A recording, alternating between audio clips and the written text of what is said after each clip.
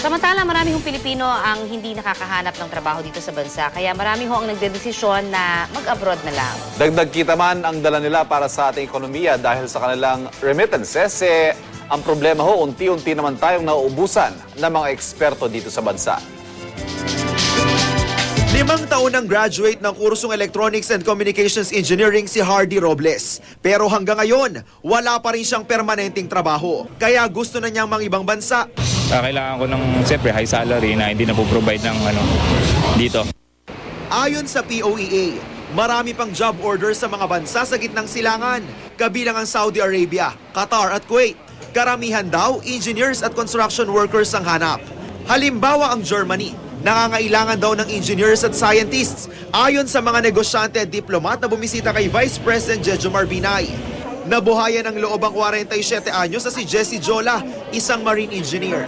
Hindi raw kasi siya dapuan ng swerte dito sa Pilipinas. Tama, may mga proyekto ang gobyerno. Kaya lang ang nangyayari, yung sa edad ba natin, pagka nag-apply ka, una itatanong sa'yo ang pinag-aralan mo. Pangalawa, yung edad mo. So, ibig sabihin kahit na-qualify ka rin gano'n, tapos ang sisilipin na yung edad mo. Paano ngayon yun? Ayon sa isang labor expert, matagal na raw nararanasan ng bansa ang brain drain. Dekada 70 nang unti-unti raw nagsimulang mga ibang bansa ang mga Pilipino. Bagaman may magandang dulo daw ito dahil sa remittances na nakatutulong sa ekonomiya. Sa huli, tayo pa rin ang talo lalo't kakaunti raw ang bilang ng engineers at scientists sa bansa. Ang problem nga ng Pilipinas ngayon is growing because of remittances spending. But if your industry sector is not growing, in the future, anong future mo? No country will develop without a strong industrial base. Nababahala rin ng DOST sa pag-aaral sa balutan ng Filipino Science Professionals. Sa kanilang pag-aaral mula 1998 hanggang 2009, aabot sa 16,000 ang bilang ng science and technology workers na nag-abroad. Kaya kapos daw tayo sa mga eksperto sa siyensya at teknolohiya. I think there's reason to get worried because as of now, if we don't attend to this, then it would be very difficult for us to cope with that need.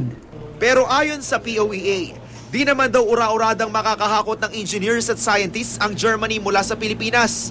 Hindi, kasi isa yun sa pag-aaralan din, yung matter ng supply natin dito sa Pilipinas. As well as yung credentials matching nila as to whether their credentials here will be recognized in Germany. Sa huli, aminado ang gobyerno na hindi naman daw nila mapipigil ang mga Pilipinong mga ibang bansa, lalo na kung kumakalam na ang kanilang sikmura.